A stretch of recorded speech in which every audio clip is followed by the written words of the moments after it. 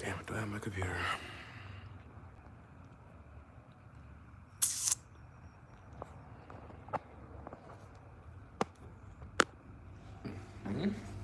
What is going on, y'all?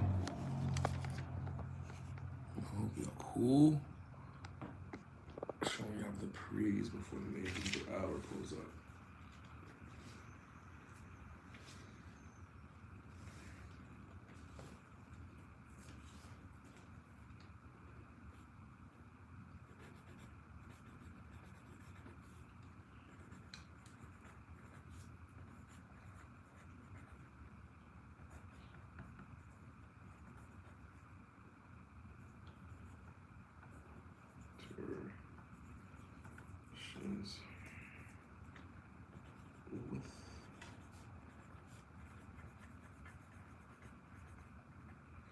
So right now I'm getting my interview questions ready. Got some pre-questions talking about my man's why interviewing, what started you off, how'd you get here, la da da da.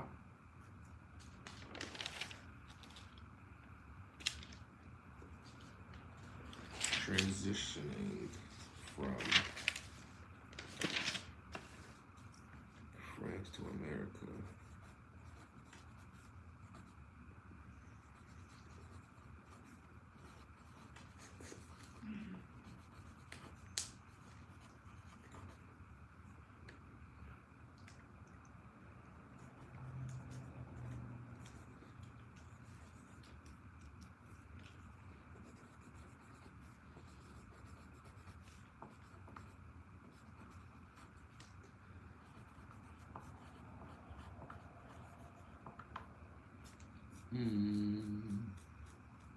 Cultural, I forgot what it's called.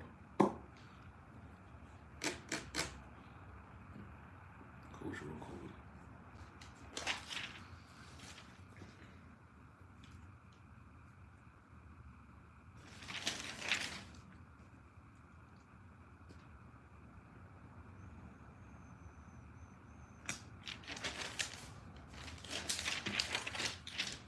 Gotta make sure questions make sense, you know? Can't have questions in order, because then it's like, what?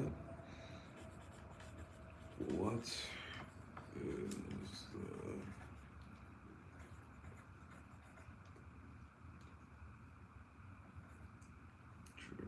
code of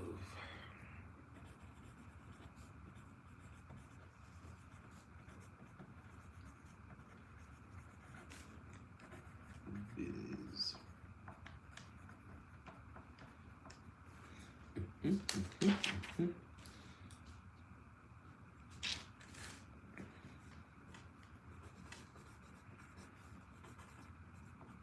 Or did you make the change? What time you got, bro? 3:24.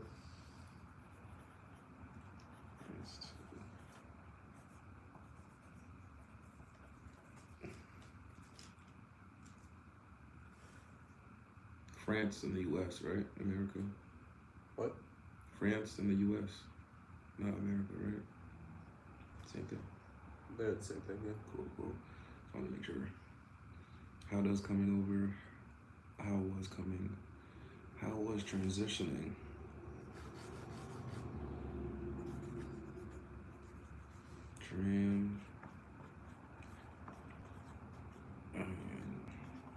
Transitioning France to America. New rules, codes, and such. Do you still have heavy ties to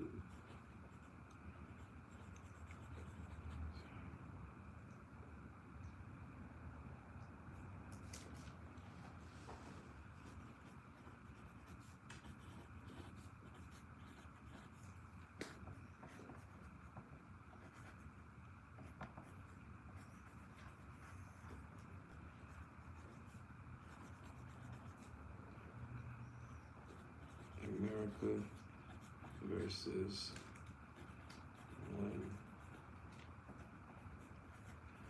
you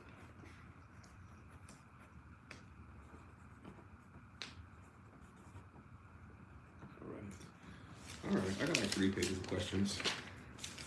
Yap this man's ears off. Yeah! Like and subscribe to vid, man. You know that. Like Kodak, full black.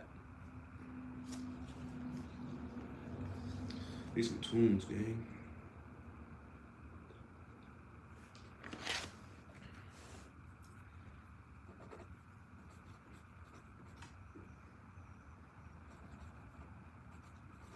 Have you gotten any mixed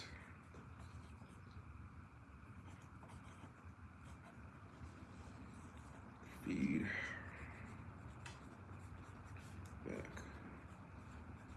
from any of your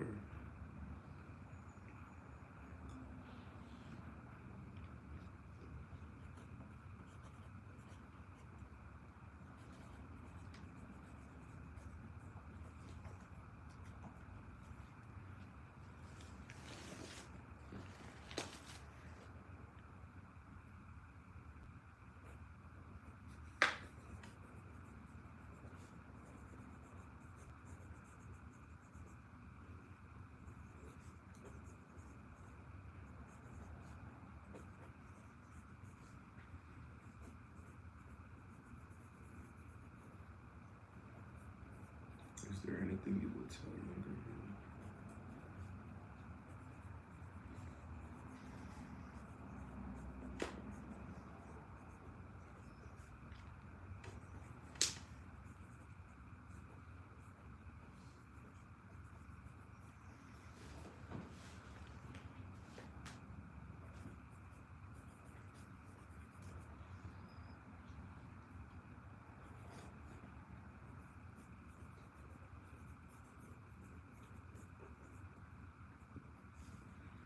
Get some gummies.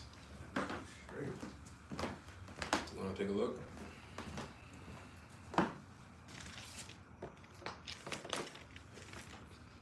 Look, man. Yeah, no. Here. Look it. Spelling is definitely off.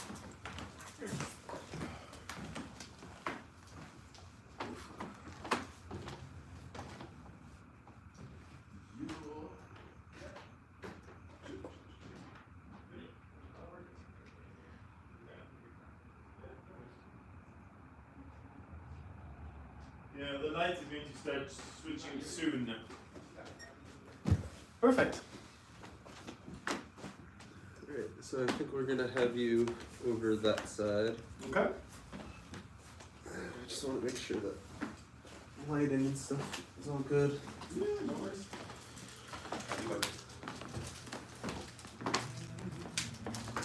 Very nice. How'd you like the questions? I think there's something doing that. Do your thing. I'll be there. Sit over there. Want me to sit here so you can do the tests? Mhm. So, Yes, sir. Yes, sir.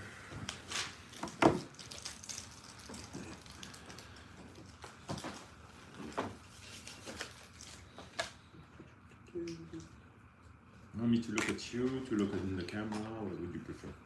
Both. Okay. Wait, do you want to scooch over this one more?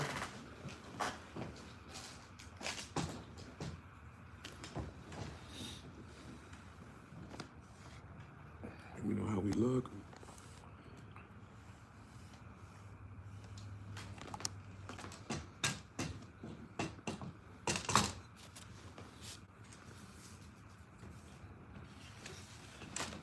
Beautiful. Perfect. Model ready. Very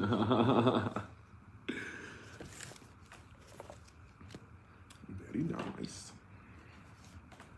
Like you already know. He's like, yeah, I do this. I know how it goes. No, it's fine. I'm normally on the other side, so. Right. I was about to say. It's one of our questions. How's it feel, man? I'm used to it, but you know, it's not what I prefer. He's like, the camera. I love the camera, but Yeah. like a little hate, love. I love this side, but it's an important part. You have to. One of those, right? Yeah, and always, you know, promoting your work is a big part of it. So you have to be. Well, you need to know how to talk to people and all that. So it's part of it, you know. After every program, promotion always takes. That's a whole. Yeah. A little energy here. Yeah. It's different from behind the desk, being in front. You gotta. Yeah, but I'm, we're normally not behind the desk really, so that's the good part. It's, right, always in the field, in front of the always camera. Always in the field, or going to meet people and all that. So. Love that. How much can I move? Right. Is the frame tight, or is that... Ooh, you got a professional, oh my gosh! You got a bit of space around you. Yeah. No problem. Probably got like, what, 5-6 inches above your head. Let us see, sit back real, you there. I'll just say sit back, come forward, you know? There. Remember how he was like, just in case he moves up forward or sits back.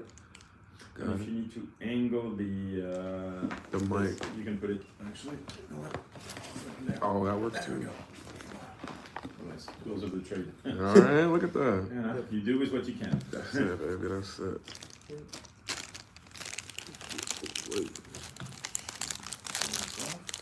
That's it now, we don't want none of that. Sorry for the foolishness, guys. Can you just talk a bit? Yes. My name is Jules Naudet. It is a beautiful, frigid day as usual. I'm really happy to be here. It's going to be fantastic. Yes, sir. Yes, sir. Yes, sir. Lovely. That should be good.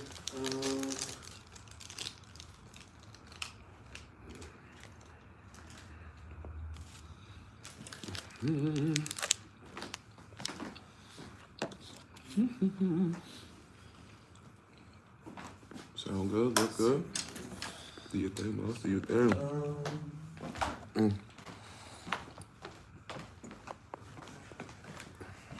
This is why we do what we do.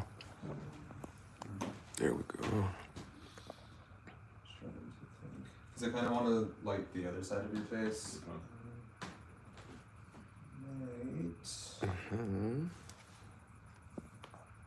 Very nice.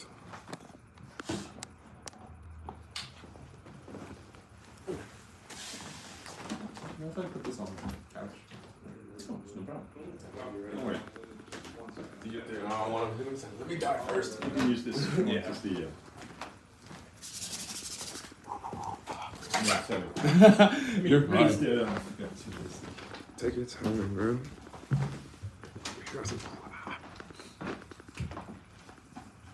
You want me to put it behind here? Oh, that's cool.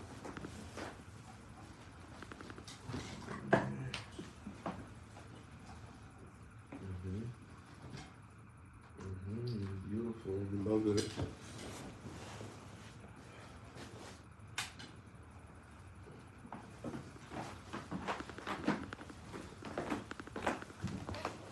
Nice. We have the one light, or we have two? We don't have to watch the one.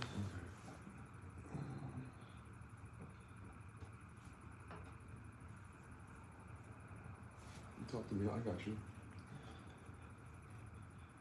I think the uplift a little bit fire. You know.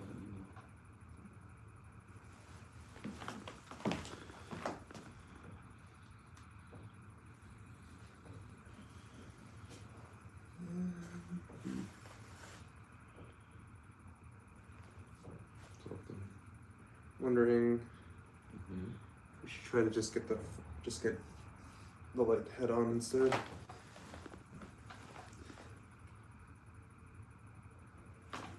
James passed me the light. Yeah. Oh, yeah.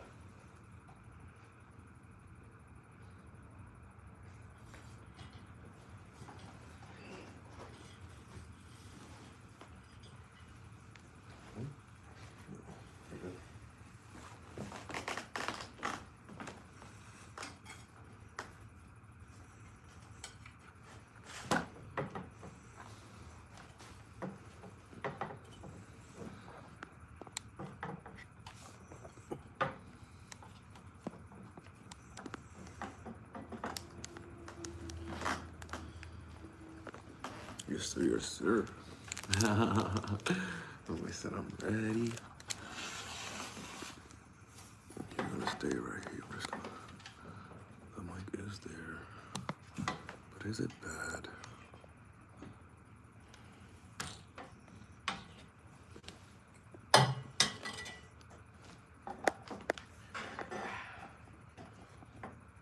Let me ask that. I love my coffee. You're thirsty. Yeah, so you just want me to hold it? Yeah, man. Go ahead and pan around. Go ahead and just go from here, front, side view, coming in, everything. The behind the scenes. Yes, sir. Yes, sir. Look, he knows. He knows. Been doing that for 25 years. He's like, yeah, man, listen, you here. I know. That's good, it's important. Right, to get everything. As much as we can. The behind the scenes is a fun part of it. That's what I was saying. Promotion and all that. So it's Exactly. I was trying to tell you, like, it's important to get the film and camera ready, of course, but behind the scenes is just as important. Just as important, man. They want to see how it gets done. That's my mm-hmm.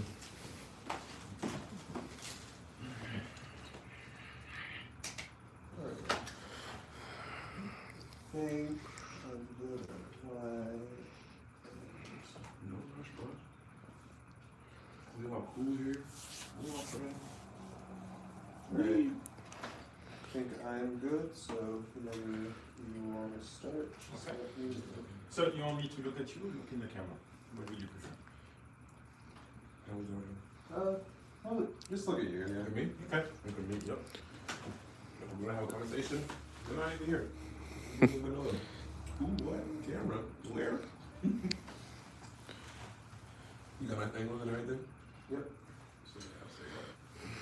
Definitely great decision to put films in the mouth, right?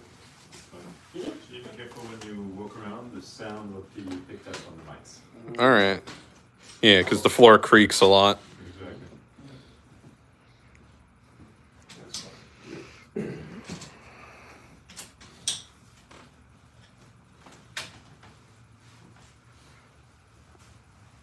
Hello. Hello. Welcome. How are we doing today? We're doing fantastic. It's a beautiful day. Very beautiful day. Welcome. My name is James Laramee, and we are here with my cameraman Dave, and we have a special guest with us today, Jules Naudet. No day. Naudet. No day like today. Say that. A beautiful and famous French-American filmmaker, residence in the U.S. since 1989, and also well known for his 9/11 documentary. Could you please tell us a little bit about that? Yeah. So I was born in Paris, but arrived as a teenager in New York City, kind of following my parents and my brother. And my brother and I, who have been starting to do movies, I think first time we worked together, I was 9, he was 12. So we go way back on that. And we went to NYU together to study film and television.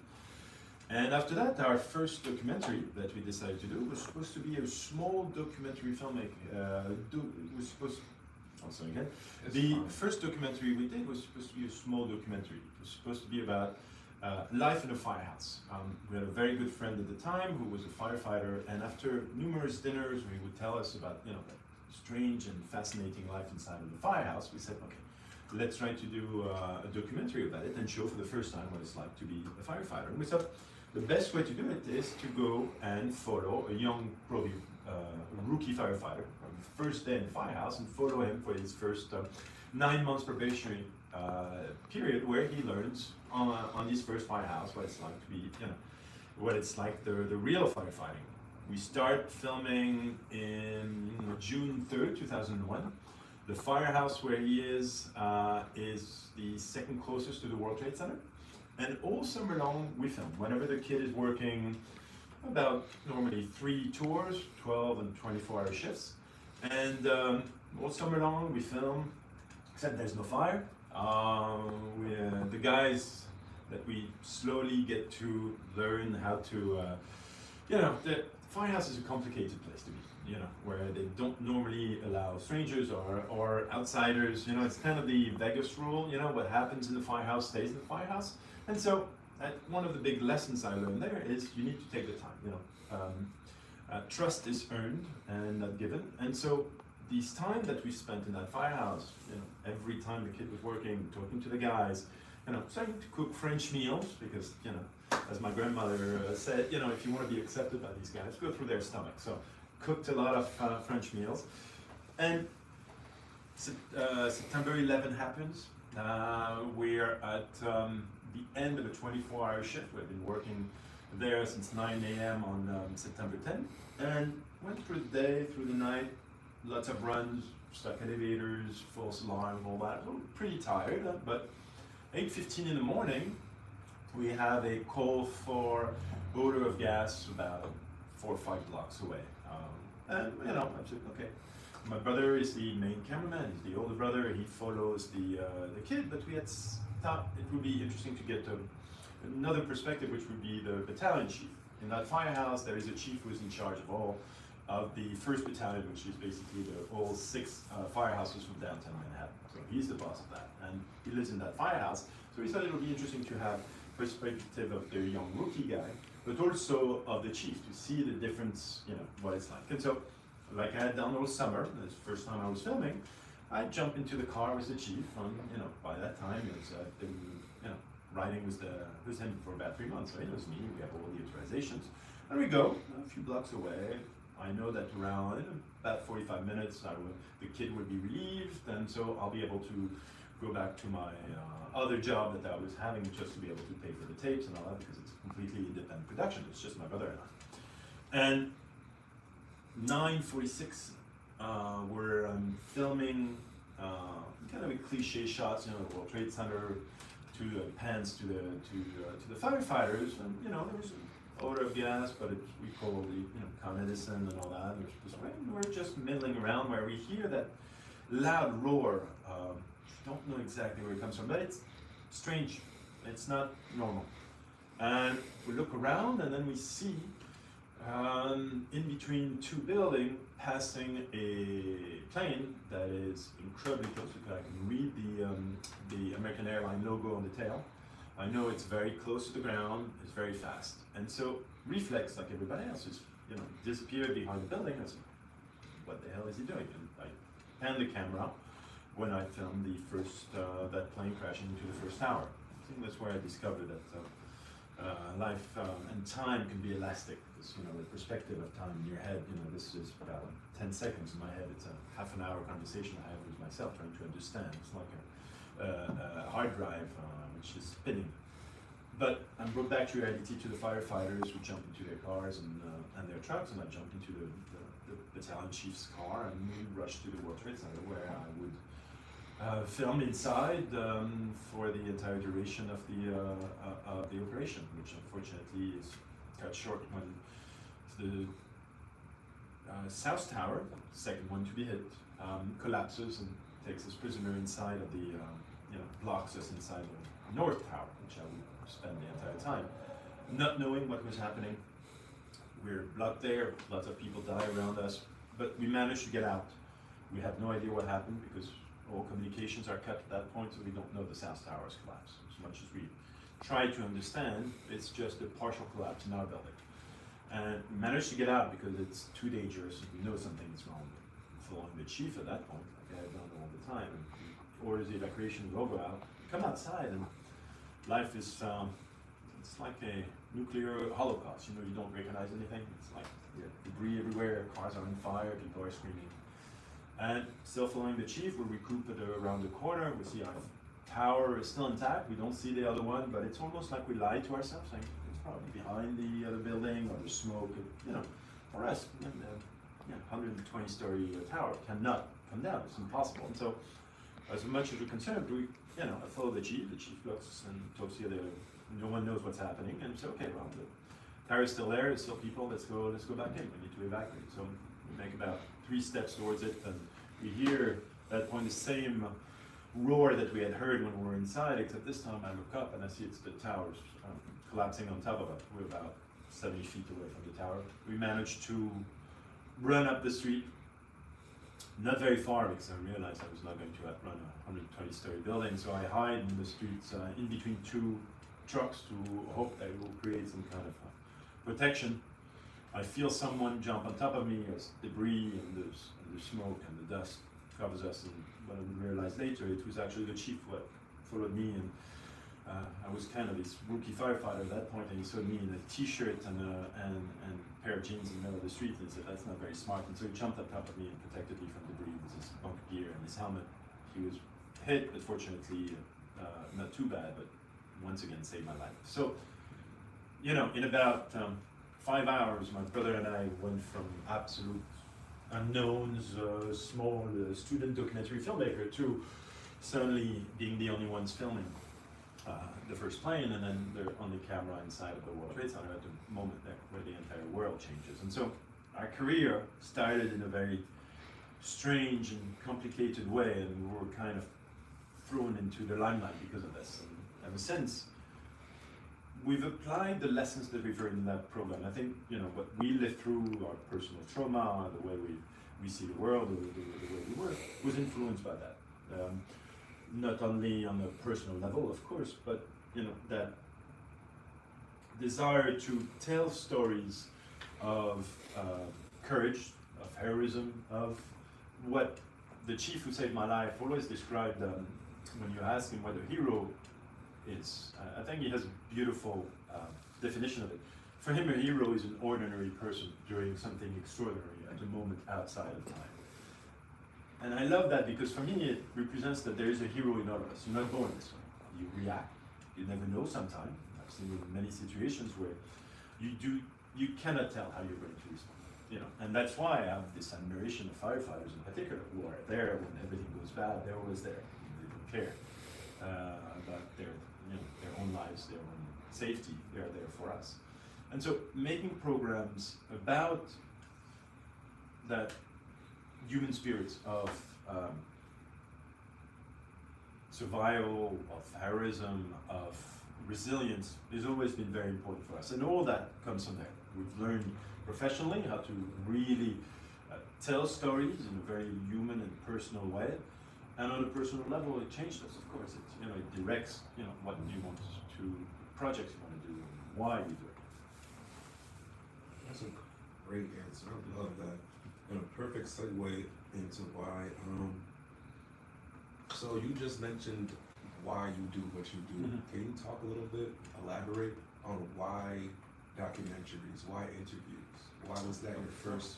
Because you said you and your brother started the video filmmaking. So all the way why documentaries comes back actually when we were children. Our father was a journalist, prominent critic of photography, and magazines. So whenever we were growing up, we had these great photojournalists who came out, some legends of journalism and photography that was there. And so as much as they told these numerous lunches and all that, we would always, we were small, but we'd follow what they said, and they had that fascination of telling a story. And for them, telling the story was through pictures, one image.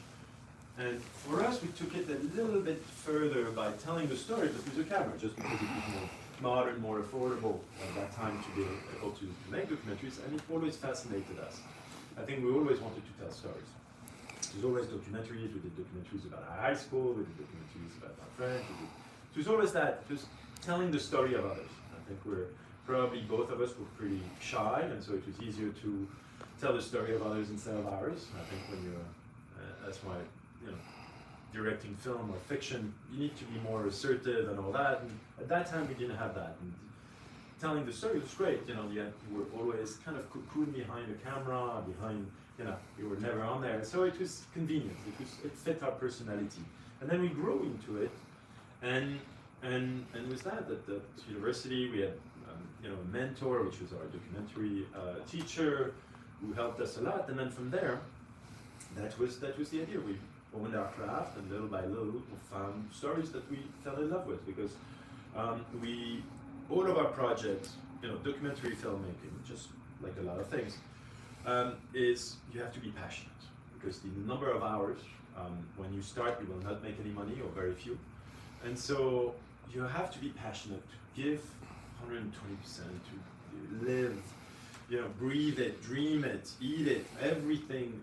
It needs to be a passion. If you're doing it for money, you're not going to do a good job, you're going to do the strict minimum and all that. For us, it's visceral. It's that need to tell that story and to invest, our time. A documentary can take between 1, 2, 3 years, and others for much longer than that. You need to be able to have that drive that enables you when it's really hard, especially with the subject matters for some that we've dealt. It's emotional, it's not easy, so you need to do it for the right reasons, do it, be passionate about it. But it's for us, it's what we do. Telling stories of people is what we want to do with our life, and we've never wanted to do anything else. On the contrary. Love that. And you mentioned how you go about picking your next topic, your next subject matter. How do you do that? Like, what's a key fact or any tips you have for the young ones trying to go out there and interview their friends and your family, or culture even? What would be a good controversy, or not even controversy, but a good subject matter to really pick and, I think it changes depending on who you are. Some people will make documentaries in the more journalistic way, which will be the investigative documentaries. As you see, Frontline is a perfect example of classic, amazing documentary. Journalistic driven though, they're investigative reporting. What we do is different. I am not a journalist, which allows me, you have certain rules when you do that. Journalism, you have to tell both sides. For some, and when you do documentaries, you can choose what you concentrate on. That's why I went to, when we did our 9/11 documentary, or some about the January 6th attacks a few years ago on the Capitol, or the terrorist attacks in Paris, we didn't need to go interview the other side. Why the terrorists attacked us on 9/11, or they attacked France, or what the people that's the luxury that I have not being a journalist. I have different codes that I can follow. But I would say, most importantly, for the people who are making documentaries and choosing the story they want, it will be what they are passionate about. I'm passionate about firefighters, about life and death, and what you do in these moments where life can change like this. But others will have other needs. The most important is be passionate. You have to tell a story that you're passionate about. That could be a problem. Sometimes you could be too close to a story, and that's why you always, documentary filmmaking is really a collaboration process.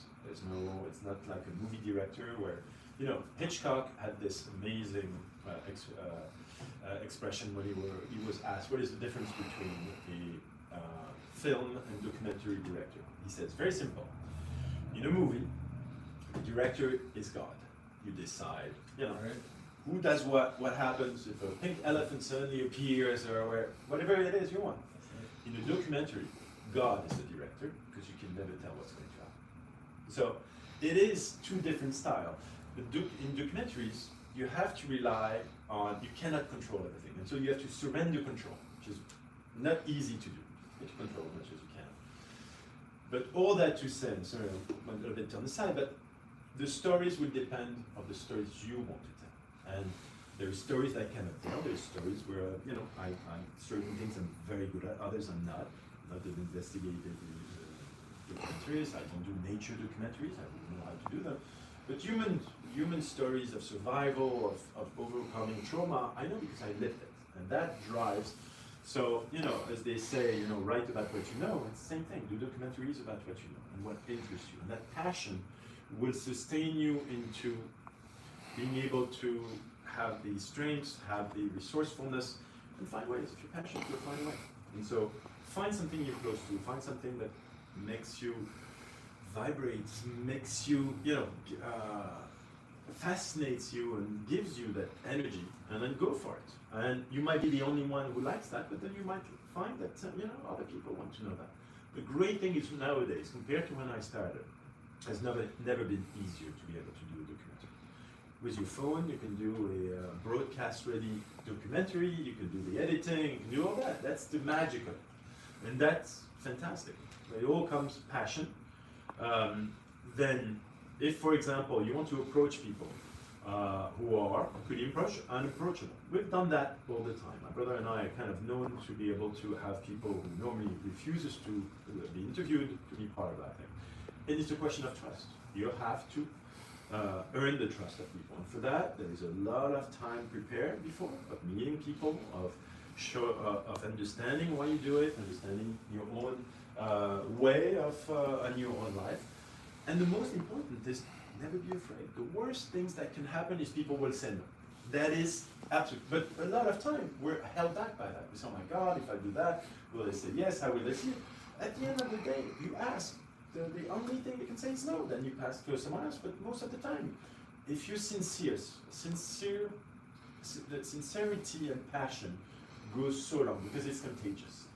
And so people see it in your face. If you're passionate and you've done your homework, you know your projects, it's nice. You kind of want someone who he's fascinated. He wants, I'm going to tell that it's amazing. Then someone, okay, it's all like the world. That's what you need. Passion is what will enable you to achieve your dreams. Wow, what an answer, man! What an answer. I'm gonna ask for a quick pause. I just want to close the blinds because it's starting to get on the lights right Yeah, now. no problem. Go ahead. Go for it. The magic of editing. We'll edit it in post. That's it, baby. That's it, bro. These answers, loving it. Oh, okay. Loving it. Listen, don't ever feel like you're talking too much or you're not talking That's enough. the usual thing. That's my job. Listen, I accept it. That's fine. loving it.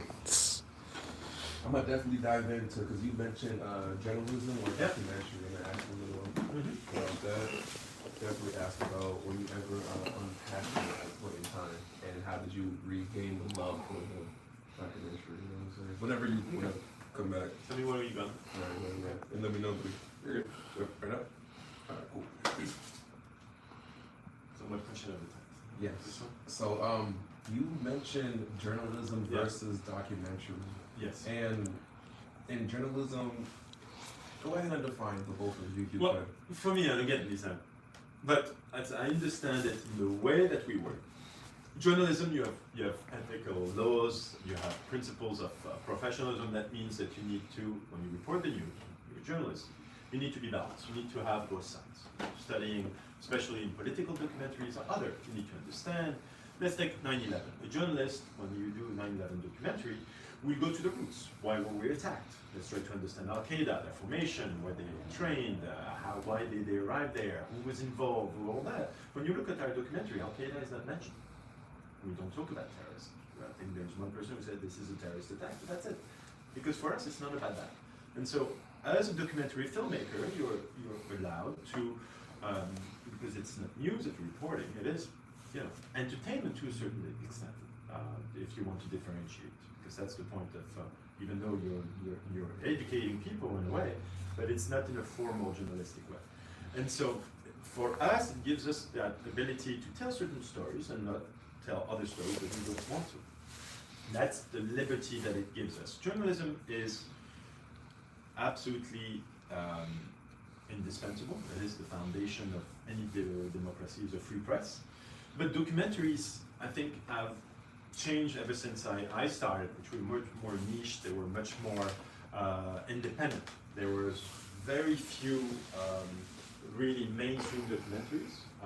Platforms didn't exist, so documentaries normally were just one-offs. They were documentary films. And then, I think with HBO in particular, you start seeing a longer format.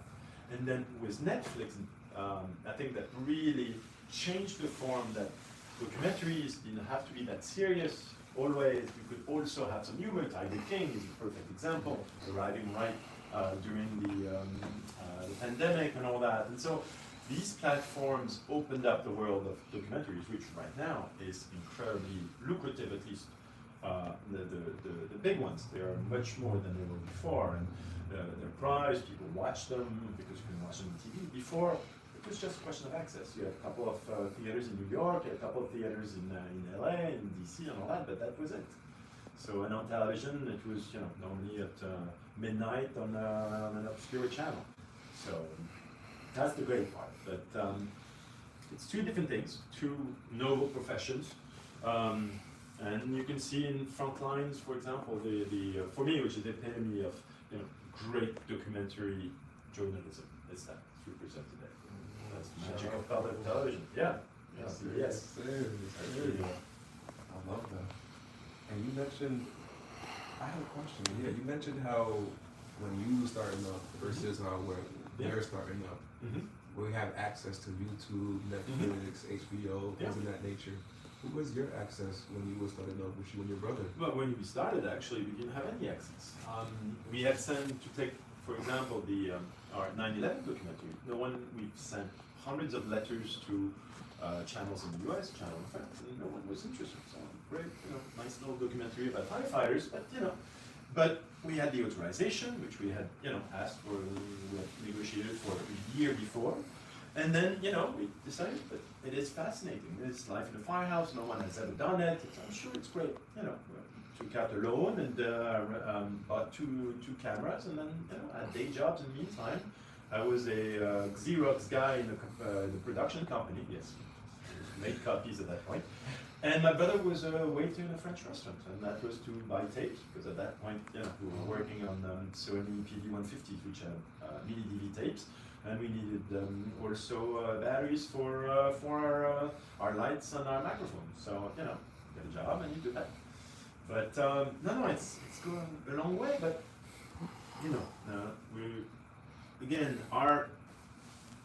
the way our career started is unique.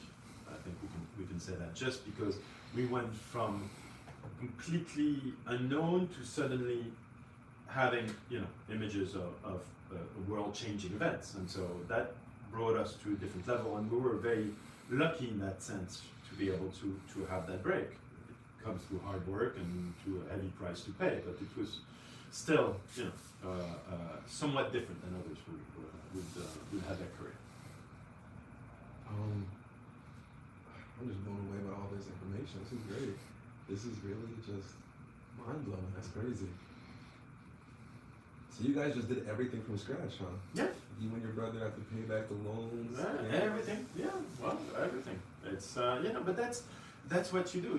It's we have a tendency, jokingly, to say, in the documentary world, and it's the principle of documentary filmmakers is beg, steal, and borrow.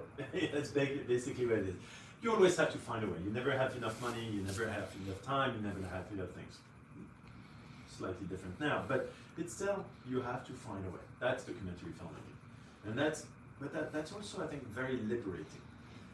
You're capturing life. You don't know. It's not for everybody. It's some people would like the structural way of movies instead, or at least fictional.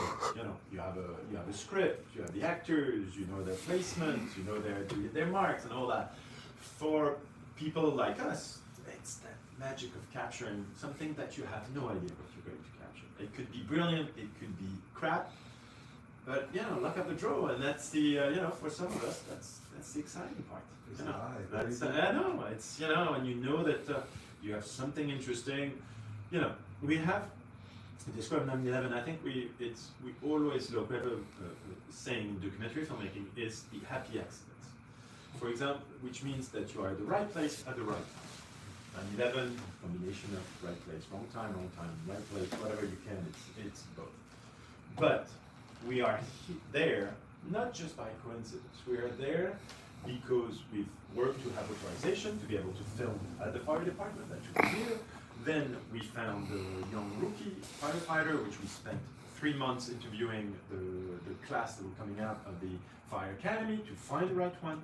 We then placed him into our friend's firehouse, which we knew was a good house. We had spent some time there, and then we had spent 3 months over that summer getting to know the guys, being to be accepted, being friends with them, by asking questions, by just sometimes just being there in the night watch at 3 o'clock in the morning, when you know, it was the guy who's, you know, the old veteran guy. He's been a firefighter for 35 years. He doesn't talk too much, and he's just, you know, chain smoking and the little thing, waiting for the alarms to go on, and we're just there. You ask a couple of questions, watch a bad Z movie on television, and you know, while he chain smokes, and you ask a couple of questions, and little by little you earn that trust, which all accumulates to that moment where they let me inside because I have authorization, because they trust me, because they knew I was going to be responsible, and they knew who I was as a person.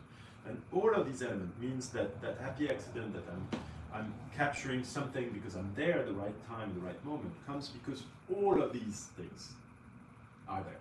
The authorization, the homework that you've done, the trust that you've built, all of that. And all that comes together. That's the magic of documentary. And sometimes you can be filming and they can do nothing. That's it. It happens. So days like those, when we are filming for hours and we get nothing, how do you come back tomorrow with the same drive? Again, that's passion. That's right. Because if you're doing for money, well, when you're doing for money, fine, it's fine, I'll get paid and all that. If you're not passionate, you know, oh, that's horrible, it sucks, huh? If you're passionate, that's okay. Tomorrow something will happen. We'll come back. You never know. Or you adapt. Okay, so that was wrong. Maybe I need to film another character, and you do. That's the way you have to do it. Because you always, you know, it's really, we're all a bit weird. You know, we all have kind of our strange, you know, brains that I guess are, you know, kind of, we love our punishments in a way, and our stress and all that, because you always live in constant, you know, fear of not getting it and all that, and you're never satisfied. This happened, I should have done. So you have to learn to let go, you have to learn to embrace, and that's probably the harder part, is that you are going to miss things. There's no doubt about it. But embrace it and concentrate on what you want to have. Always.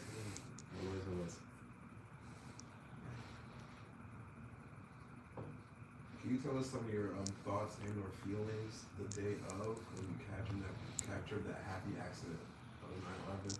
9/11 is a bit, it's complicated because of, you know, what it brings, the trauma that it leaves you with. You know, I lived a very sheltered life, a privileged life before that. You know, death was a distant relative in a suit in a casket. That day I saw countless deaths happening in front of me, and so it changes you. You know, it's tough to get out of these things, and the price is very high to pay. But that's, you know, that's a weird choice that we make, not on that day, but on the others. For example, of documentaries, we've done a lot of documentaries about terrorist attacks and things like that. And I think in a way, it's you know, it's not always easy. It's not always very healthy, you know, to look at that. And I think that comes for us. You know, death is always present when you live through, when you're a survivor of these kind of things. And you have kind of a morbid, maybe fascination, or try to understand things. It comes at a cost. You know, these programs. I think there's a famous phrase in Dante's Inferno which says, when you looked into the abyss looks into you. And so it is about that darkness that you witness and you work on.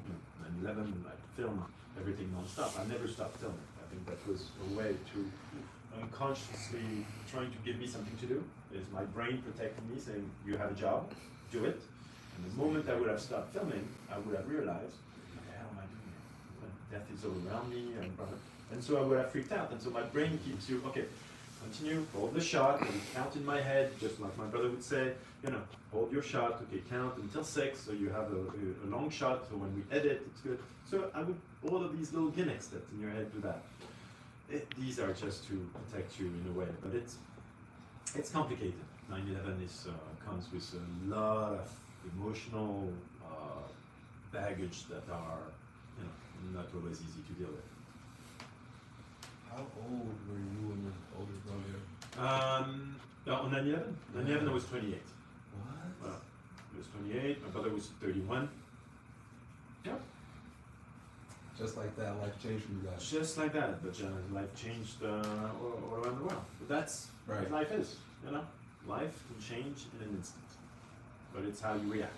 And that's the beauty of it. And I think that's why we tell the stories that we tell, and that's why human beings fascinate us. It's because on the day that I've seen the worst that human beings are capable of, I witnessed what the best people do. And that always overshadows. You know, they have an old adage, which is kind of silly, but it makes sense. It is in the darkest night that you see the most beautiful light. And it is that.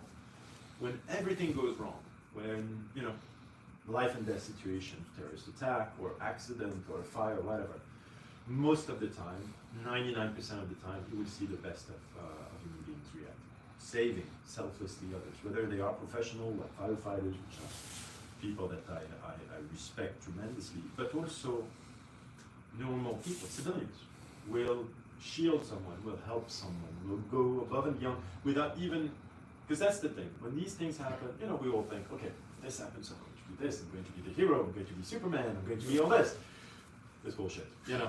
When this happens, you have no idea. And anyone who tells you otherwise, you do not know how you're going to react. And that's the beauty of it, is that I've seen it with my own eyes, and I've reported on it so many times. People are good, for the most part. And when, you know, terrorist attack happens, a fire happens, people will surprise you and will do what's best for others, not just for them. And that's what I do. That's the stories I love. That's the inspiring thing, especially because the world is a pretty dark place every day.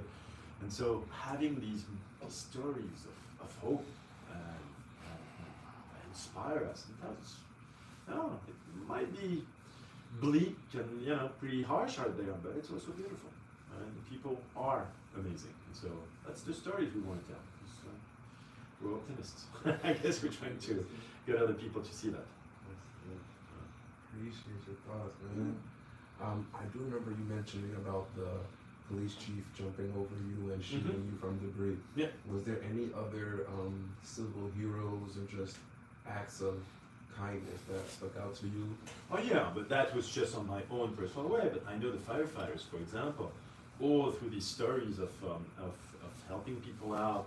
I know there's a very famous story of there was a group of firefighters from the firehouse. I think it was Engine 6, the Engine 8, and they went up the stairs as they went until the South Tower collapsed. My chief gave the order to evacuate. They heard it and they started to make their way down, but they're 30 floors up. And as they're going down, that group of firefighters see an older woman, a bit heavy set, who was too weak to go down the stairs. And so they decide to carry her. And they take time and she tells them, leave me, that's okay, go. And they say, no, we're not going to leave you. No, we're carrying you all down the stairs. North Tower collapses as they're in the stairs, almost at the bottom. They all survive. Miracle of the stairway B. Absolutely incredible. It is full of these, the most beautiful stories are these civilians helping each other. And New York, you know, we're not always pleasant with each other. You know, trying to take someone else's cab in New York City, you'll see what happened. But here, that you could see that kind of cocoon of humanity of people, strangers, helping people that you know, 85 stories down, helping, carrying physically each other, saying, we're going to be okay, come on, we can do it. And all of New York around that time was like this. These acts of kindness, of resilience, of community, that was amazing. It always disappears and then we all go back fighting about, you know, whether you're a Democrat or Republican or this or that. But when it counts, again, it's that moment, that humanity that shines through and that overcomes pretty much everything. That's important. And we saw that day. And that's what these acts of heroism are, thousands of them every day that we never see. And, you know, they're, you know, discrete acts of heroism happen all the time. We just, you know, need to tell their stories. Share the light. Mm-hmm. That was crazy. I do remember watching your documentary, and I saw there was a fallen soldier. Mm-hmm. One of the firefighters didn't make it out. Do you remember meeting with him, interviewing him? So I filmed, not from our firehouse, because that was a strange part also, is all of our firehouse is the only one that everyone survived. We were the first one in, last one out. Thank God. Miracle House, you know, it survived. but yes, I interviewed about, because I went, not interviewed, but I filmed on that morning about 78, I think, firefighters that didn't make it out. So I had their last moments on tape. And I talked to a few of them. Some of them I knew very well because they worked at the firehouse as a kind of a rotating chief, one in particular. But I remember seeing them all and saying hello and all that, or even seeing the Father Judge, who was the chaplain of the fire department, who was a fantastic guy, adored, and who died next to me when this house tower collapsed. He was killed by debris that snapped his neck. And all of these people, you know, that's why when I talk about the complicated legacy of that on the personal side, is these were friends. These were people that I knew, that I spent time with, and since, because that's, unfortunately, 9/11 has not stopped killing people, as we've seen with a lot of the respiratory illness that a lot of our friends died, and there's 6 firefighters from my firehouse who died since then.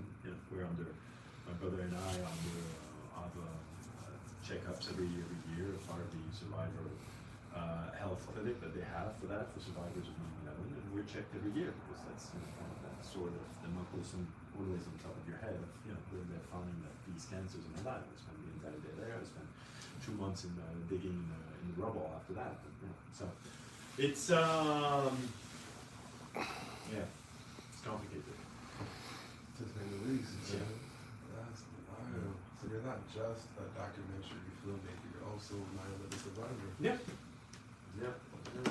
Part of that club that none of us wants to be part of. Right. Anyway. I definitely appreciate you for opening up about this. It's important to talk about it. I think, history is cyclical, so if we don't, talk about it, explain it, tell people we're not there, we're bound to repeat our mistakes of the past. So. Remember that.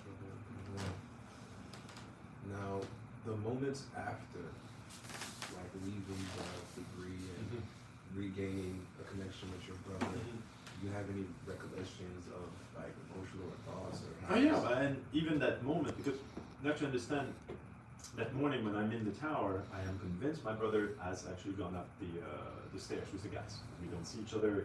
Normally would have been in the truck. What I don't know is that he was actually relieved just before I jumped in the car that morning for that odor of gas. Because a guy came in early, relieved our young rookie firefighter, and told him, you go home, I got your shift.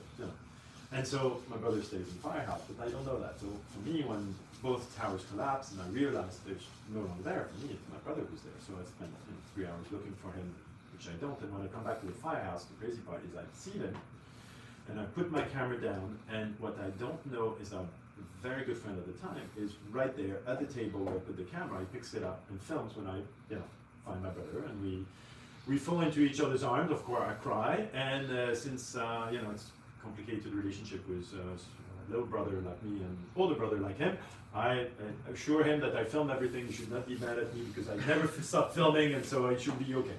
Because I was afraid he was going to scream at me. Little brothers, but yeah. So that was a special moment.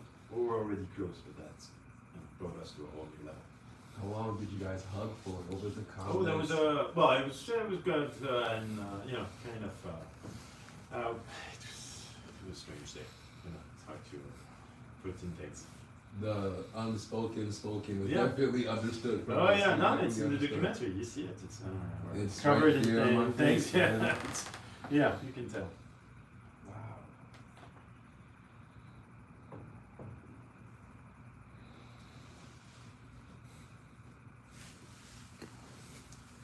Have you ever thought about going back and interviewing other 9/11 survivors and getting their going back and interviewing survivors? No, because we've done some, but mostly it's been about firefighters. Every 5 years we've reconnected with them. We've filmed some more. We've done some add-ons about 4 different times to add to the end of the documentary to see where they were now, when they started getting sick, and then funerals that we had and all that, and photo of that, and to some other people, but it's again the instinct is more to move away from there. because of all the baggage. And you have to tell other stories. We don't want to just do that. It's good to switch to something else. Right, there's more to life. There's more than just. Yeah, because it's a problem. If it's easy, and that's a big problem with trauma victims. It's when you carry that for too long, and you can't get past it. It's self-fulfilling trauma in a way that it feeds upon itself. And trauma is very insidious. It's the way it attacks on different people.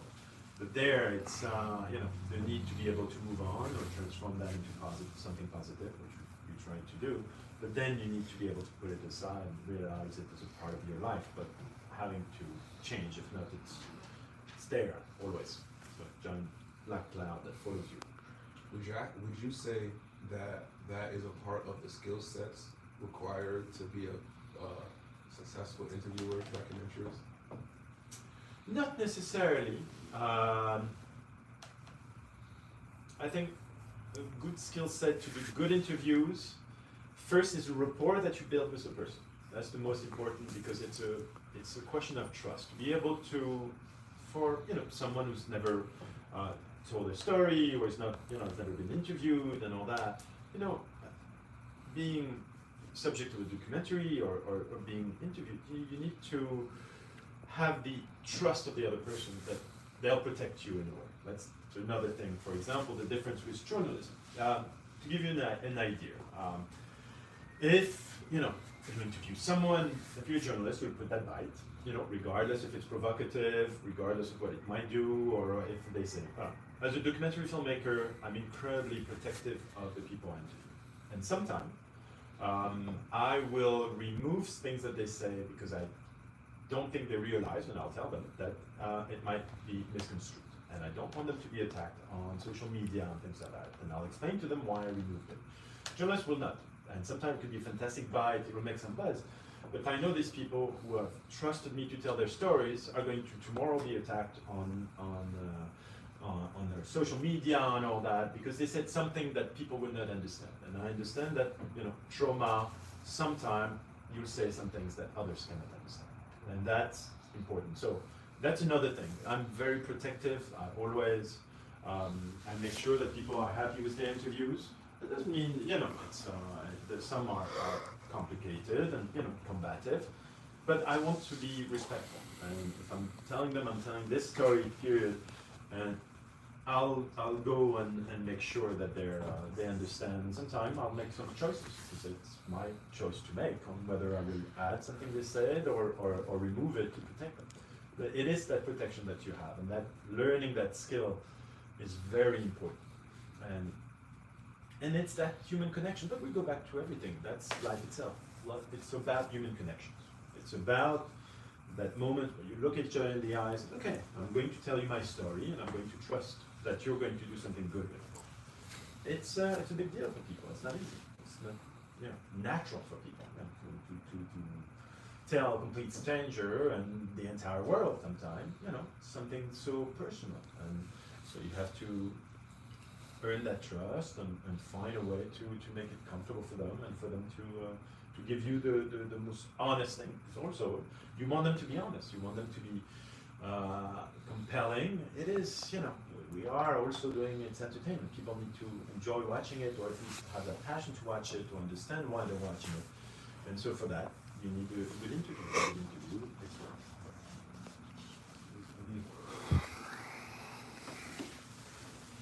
I'm gonna ask for a little pause here. Yeah. The battery's starting to get a little bit low. My hands are starting to hurt. I don't think it'll die, but I just want to connect directly to the. Is it okay if I set this up on the chair, because my hands are starting to hurt? Do what you gotta do. Get a chair or something. Yeah, I'm gonna I did not expect for this to get so dense. But this right here, man, I ain't gonna shake your hand, boss. Okay. No worries. So what I'm gonna do is I'm gonna set it up on the. Yeah, we got a second battery for just this reason. All right, so let's see. There's no question on content.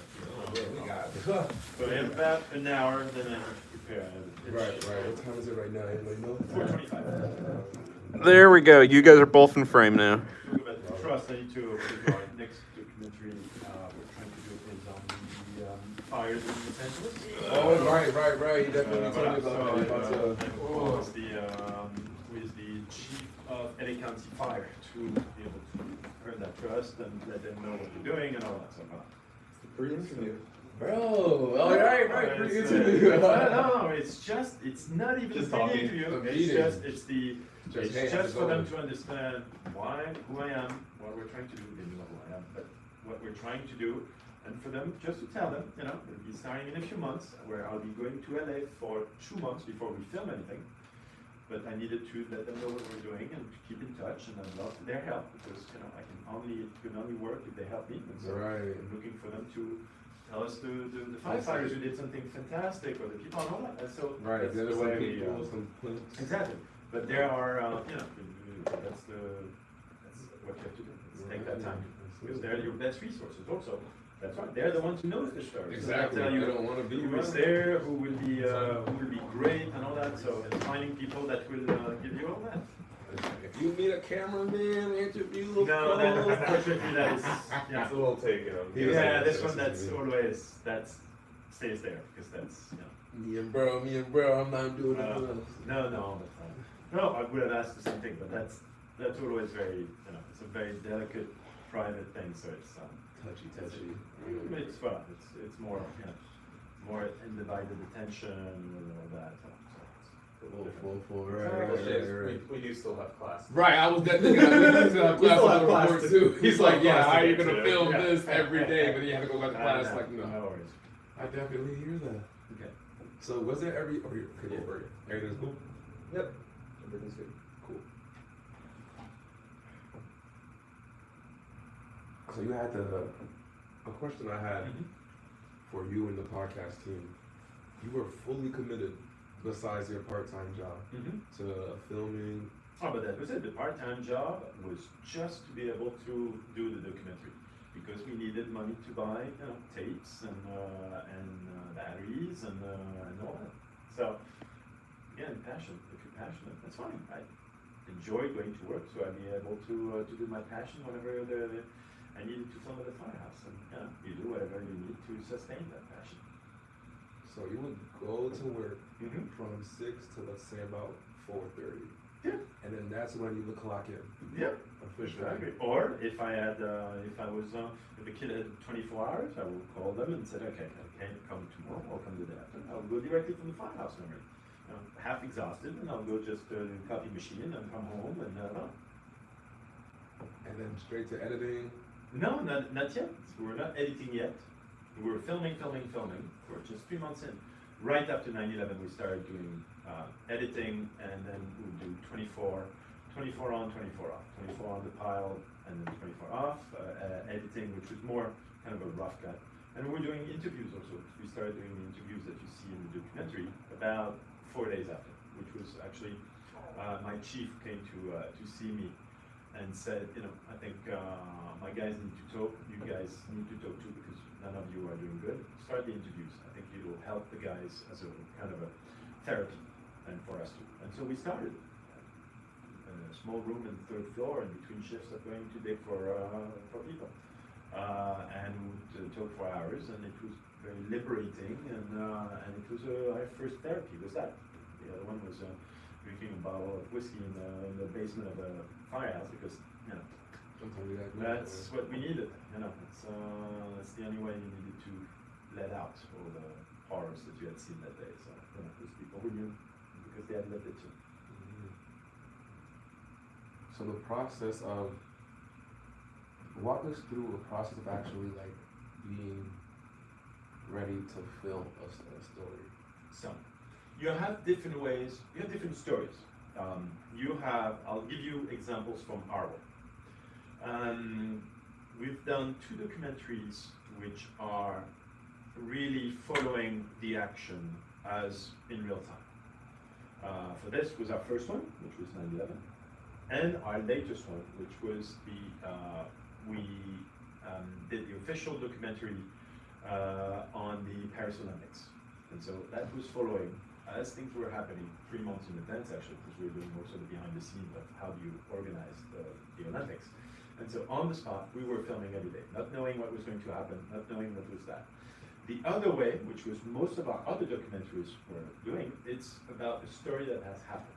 You take whether it is the documentary series we've done on the White House Chief of Staff, or the directors of the CIA, or more recently on the terrorist attacks in Paris, or the fires in Notre Dame, or January 6th. These are stories that came after. So for that, the process is different. You know the story. But now you need to find the people to tell that story. And so you start to do your homework, first on the internet, you see of what has been reported on the news, little documentaries that have happened, read a lot of articles, read all that. From there, you make a list where you go and you say, okay, these people seem interesting, but I need to find more people who can give me the stories that have not come out. So it's that moment where you move there, you start, for the Paris terrorist attack, I spent 8 months in Paris before we started filming, just to get to know and learn the story and earn the trust of all these survivors. Even more complicated, it's a terrorist attack, some of their loved ones have died, themselves have been wounded, the trauma is there and fresh. It was very close after. So others, easier, Notre Dame fire. I knew the firefighters at that point, I'm very close to firefighters in New York and in Paris and friends in the US. In particular, as I worked for both departments to be able to foster collaboration. So they were easy, I had phone calls to make, but it's still, you have to find the people, and then talk to them, if they're willing to talk, etc., etc. These are easier in a way because they're mostly finding footage, and so you have researchers for that, and doing the interviews. It removes a big part of the stress of it, which is, will I have a story? You know you have a story, the story has passed, but now you have to tell it well. So these are easier to do in a way. The more complicated, like our first one in 11, or our latest one, which was the documentary about the Olympics, is you have no idea. It can be absolute crap that you tell that nothing happens, you're in the wrong place, you've chosen the wrong people, and nothing happens. That's more, but normally you need a much bigger team, because you just, it's also a numbers game, or you need to cover a lot of things. And then you see what you have. So you have kind of two different ways of dealing with them, and we've done both documentaries. So.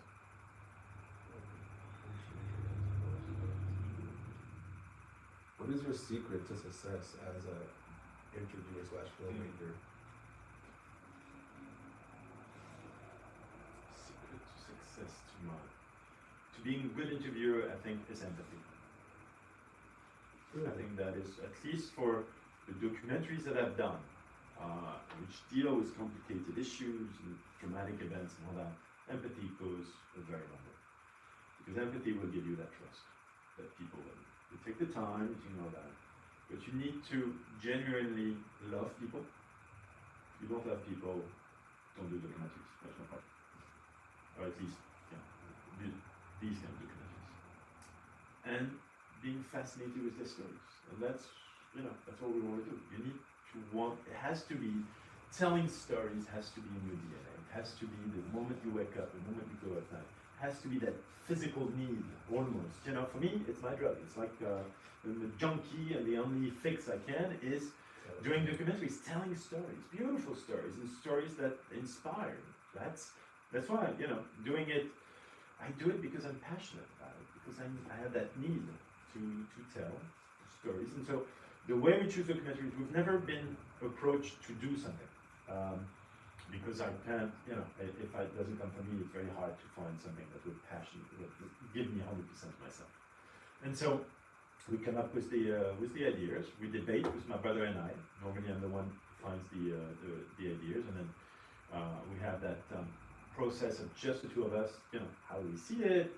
We're very different with my brother, which is fantastic. We have two different personalities. And so we're trying to see what would be worth it, what would be good, is that a good story, is it a good story on paper, but when you start looking at it, it's impossible to do, or it's too complicated and all that, which has happened in the past, but most of the time it's that. We get the story, we figure it out together, how we want to tell it. We're also, we're at the level where we're documentary filmmakers of a certain renown, we've won prizes, we've worked with numerous platforms and others, so it is much easier for us, and I'm privileged in that way that I can live from my passion, that I can give a call and get the pitch meeting with Amazon, with Netflix, with Apple, because of producers and long relationships that I've had for the past 20 years, and the work. Every work that you do in documentary filmmaking, like everything, is a step up.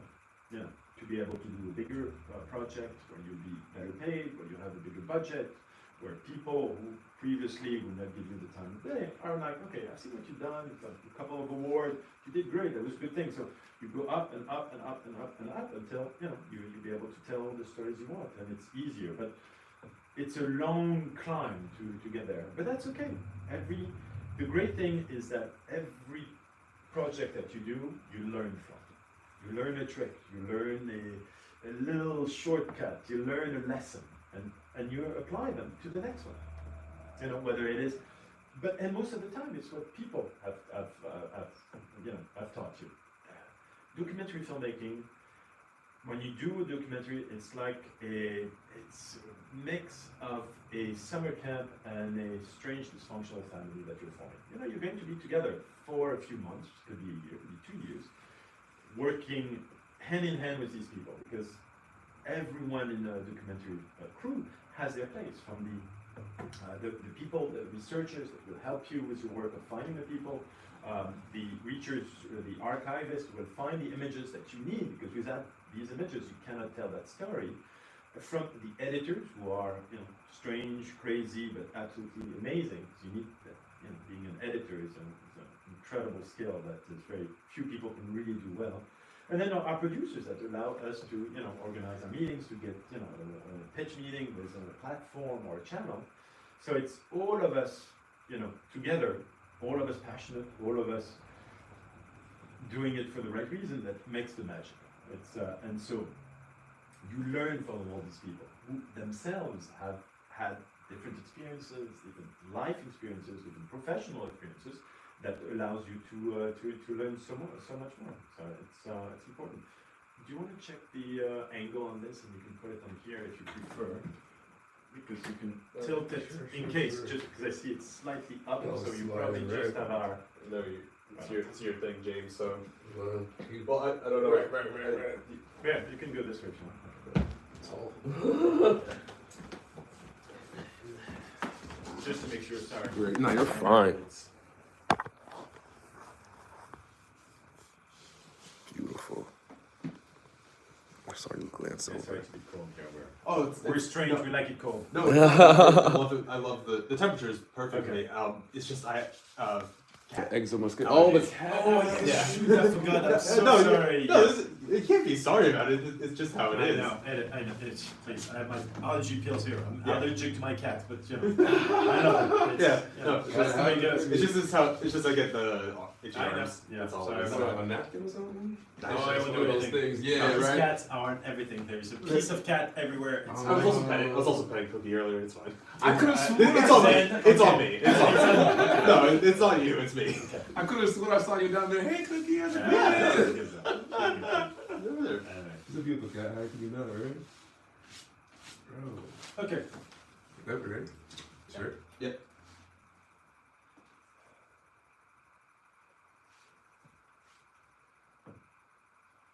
Who gave you your first shot, your first publicity? We took I think we gave ourselves our first shot. Wow. It was 9/11. Same thing. Everyone was telling us, no one is interested in a little documentary about firefighters. And we said, no, screw it.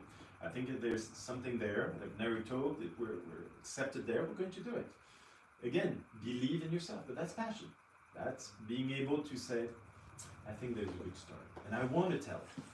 And go, there's one thing I love in this country in particular. I was born in France, I love the country, but what fascinates me in the United States is the ability, and it's this great American expression, to fail upward. Failure is your best learning experience. When everything goes well, you don't learn anything. When everything collapses around you, you have to have the strength to find something good. And that, in a way, that's how I survived my own trauma. My mother always told me, in life, you will live through bad times. That is just life. And you have two ways to look at it. You know, you go through something traumatic, a disease, the death of someone, a personal loss, whatever it is, you know, betrayal, whatever. One, you learn nothing from it, and all this was for nothing. Or you find something, identify something that you can take from that experience. And in that case, you've learned something from it. And from there, these are normally the most valuable lessons, is when you fail. And failing upward is being able to embrace that and say, okay, next time I'll do better. I've learned from this. This was a learning experience. And that's not easy to do, but that makes you grow. And in life, that's what's important. You learn, you know, when everything goes well, when life is beautiful, you know, you don't know it much. It's like friends, you know. It's easy to find friends when everything goes right. You know your friends when everything goes wrong and you need to call them up at 3 o'clock in the morning. That's the one who answers and will come to see you and help you or comfort you or whatever it is. That's the same thing. You need to find these moments. Sometimes they'll give you these life lessons. That's good. That man's right here with the plan. That's amazing. Life experiences. Yeah, that's what it is. Valuable things that people told me along the way. You just kept them on. Have to. Pass them forward. 2 questions. Well, I'm gonna ask it in one question. Yeah. What was one documentary or interview that really stuck out to you, as in like facts or just knowledge passing down? Because you just mentioned passing it forward.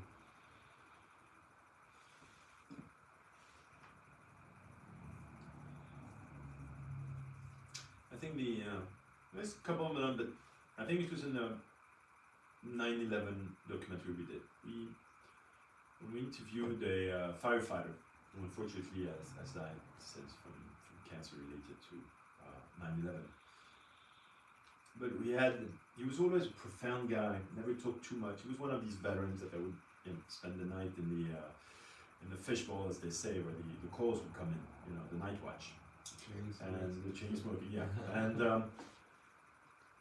when we interviewed him after, he went inside. Of course, Trade Center we lived, and I had asked him, you know, what he felt about all that. He has a 20-minute silence, 20-second silence himself, which was there. It was noted. You could feel that silence in his head in reflection. And then he turned to me and said, "It's not easy being a survivor." And just that moment, just that 20 seconds of silence, that moment represented, I think, I could have done a 2-hour interview and it could not have been more perfect than that moment. That conveyed everything we had lived through, everything it meant to survive, everything it meant to the losses that we had lived through. Just one perfect answer moment that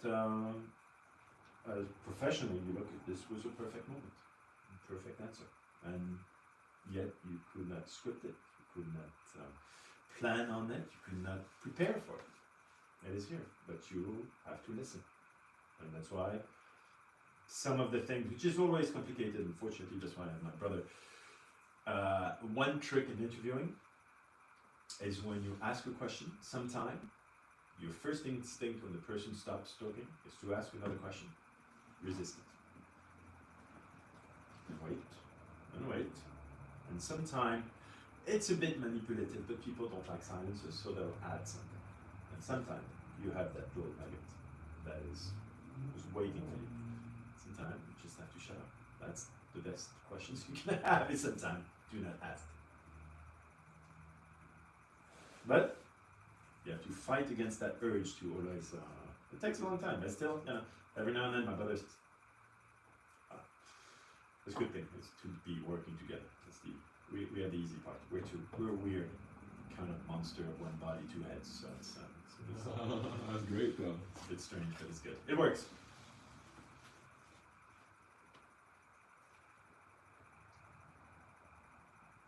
I'm trying to practice what you just said. Yeah, but you have to first. You have to ask me a question and then let me there. But I'm really good at that now. I know the trick, but yeah, you first. No, it's sometimes, you know, when you want something deeper, let them, you know, They'll definitely. Oh yeah, some people are very comfortable. It's natural, especially people who are not not used to it. Right. You know, the whole setup, the it's lights, the the nature, camera. bores, the vacuum, same thing. People do not like silence. And so if you look at them, and sometimes don't say anything. Wait for that moment. Sometimes people will do that. You see it at great journalists on TV. Sometimes see that they'll wait. Yeah, sometimes. Documentary film. Again, you have to almost be a sociologist, a psychologist. You have to understand people. That's why, empathy. You love them and all that. But you have to understand. We've worked with psychologists and therapists and all that to understand. The trauma in particular, because that is important for ours and others, but also how to talk to people. That's important.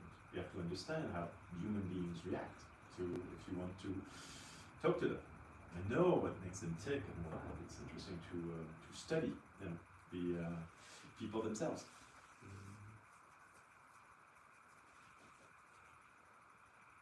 I appreciate that. That's funny. That had this on the card. Any tips and or tricks you like to pass down? There we go. All right. So we do. So in what I've found that has worked and what we've used in our work, so for certain tricks, we developed a system that we took from someone else. Of course, we're all using ideas that we've heard before, and especially the looking into the camera, for example. You've seen most of our programs, not our original ones. 9/11, we didn't have that system yet, but we have a looking into the camera. It's a whole setup with teleprompters, where actually we've created.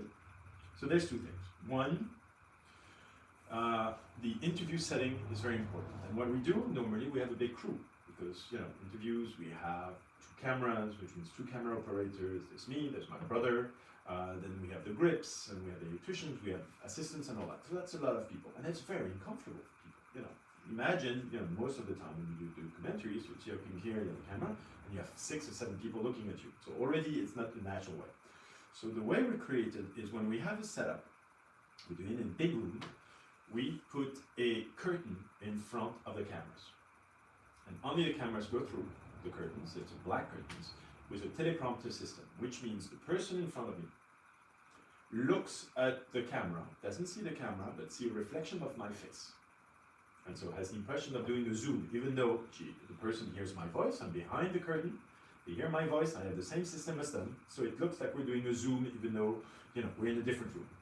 But at the end of the day, it hides the entire team, which means as far as they're concerned, there's only 2 people in that room, it's them and me. No other sound, so already it becomes much more intimate.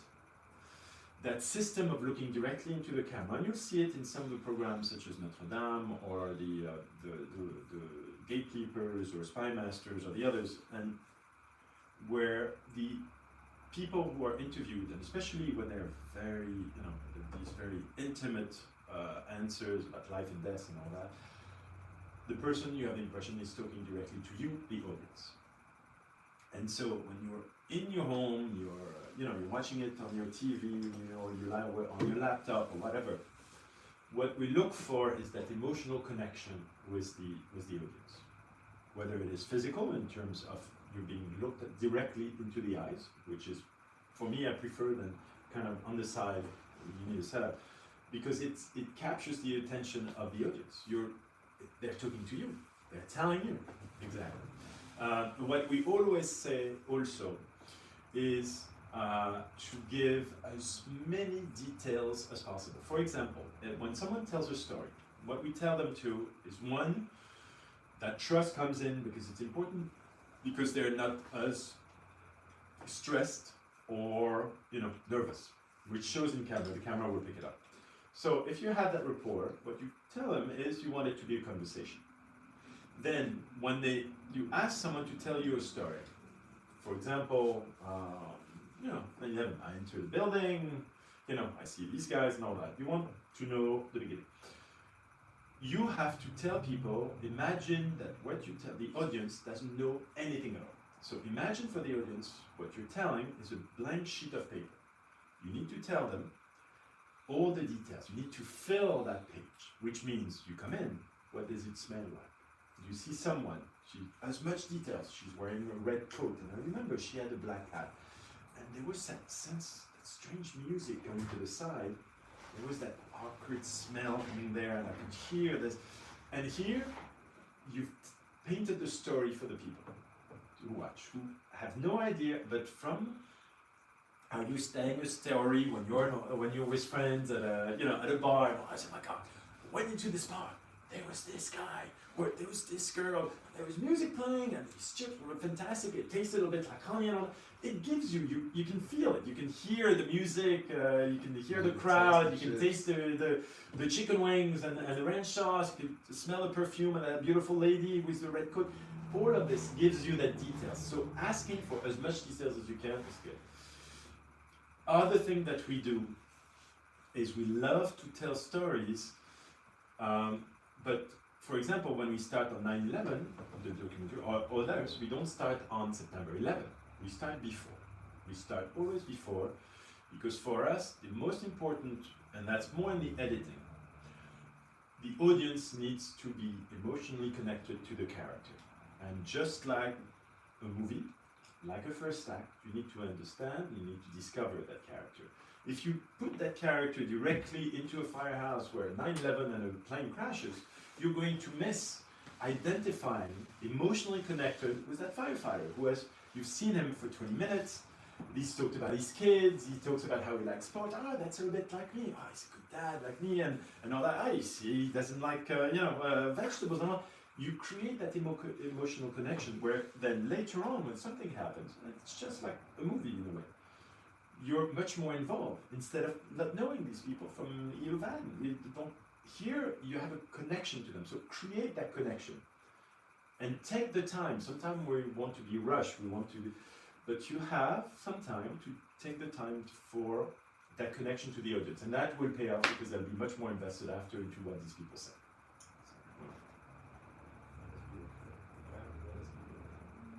So what you're saying is trying to let the interviewee feel comfortable.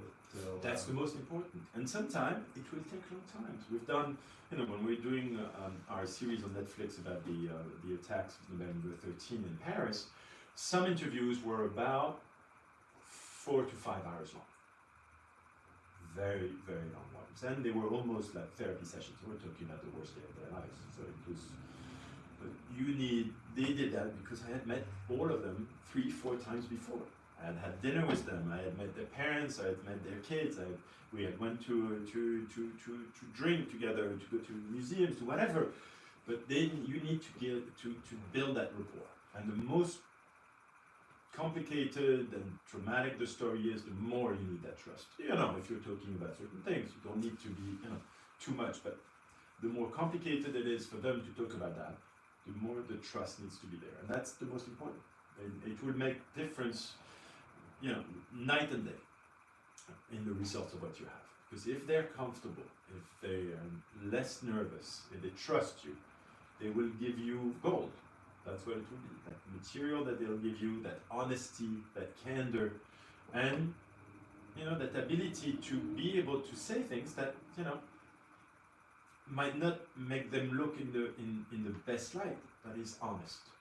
And they'll trust you to make the right choices, and they'll be honest with what they went through, what they lived through, what they're willing to talk to, and that's because they know you won't betray them. And so that trust is the foundation of any documentary that we make. I see what you're saying. So you created that trust with that person so that they give you the whole story. Yeah. Errors, incidents, everything at all. Being human being. We're flawed human beings. But to be able to talk about your flaw, you need to trust the other person. And that's, there's no shortcuts. It's just, it's time. It's time, it's empathy, it's passion, and it has to be real. And it's that love of people that you need to have. People will see through you if you're not, you need that. That's the most important. That's why, if you want, and that can mean, you can approach that reinforces when I said, you know, don't be afraid. There's moments where, you know, I've interviewed, I called White Hat Chief of Staff. I called some people.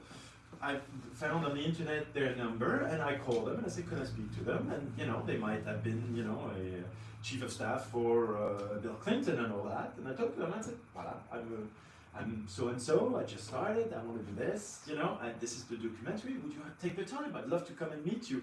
5 minutes, but hear what I'd like to tell. And well, humble, passionate, and curious and empathetic. And that's, you know, and again, don't be, you know, don't stop doing something or don't, do not be prevented by your perceived obstacles. Saying, oh my God, they're so important. Why would they talk to me? You never know. You might catch them a good time with a smile, and as long as if you don't try, you never know. So, and worst comes to worst, what is it? They say no, so what? Try the next one. But don't be afraid of that. On the contrary, embrace it. After you learn from that. Oh shoot, there maybe I said something I was wrong. Okay, next time I'll lead with that first. Learn from the mistakes, learn from the setbacks. That's where it puts you back into questions. Or, you know, if it works, right, okay, reinforces I'm doing right, and continue to learn from there. And how can I be even better? It's always a learning experience every day. You learn, you get better, you try to own your craft, and you never. Every documentary for us, it's a new adventure, it's a new lesson, it's a new challenge. We're terrorized at every single one what we make at the beginning, saying, "Oh my God, what are we doing? It's going to be horrible and complicated." But that's good. You're supposed to do that. The moment where it's like, "Yeah, that's fine." That's you know, I'm not challenged. That's right. Not. I should be doing something else if that's too easy. That's not the thing. Right. Nothing good is supposed to be easy. So what you're getting at is always choose the hard thing. Yeah, always. Better rewards. Remember, for the easy part, challenge yourself and be passionate. Again, that's all that matters. But go all the way. It can be a simple subject, but you have a voice that is only yours. Explore it all the way. Go full on what you want to try, and do not take no for an answer. Yes, don't go as beg, steal, and borrow, but beg, borrow, but that's don't stop. That's the beauty of it. Keep going, right? Always. Okay.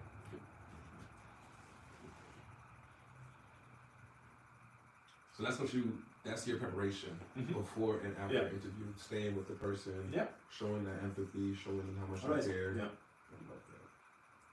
So when preparing an interview aid or a documentary, do you focus more on the technical skills, soft skills, or a mix of both skills? So that's the great part is, since I work with my brother, we separate our tasks. He is the technical one. I'm the people person. So we split our time. He will be much more present in the.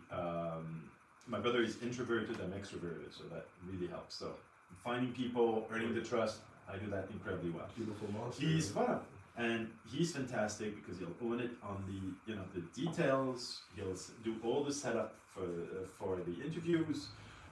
He'll find all of our amazing technicians, and in the editing, he will be very present. But we switched for some project. He's there in the editing room, and I'm outside just to be able to have a fresh perspective. And then we'll switch for another project where I'll be closer and he'll be further away, just to be able to do that. So, but we're lucky to be able to split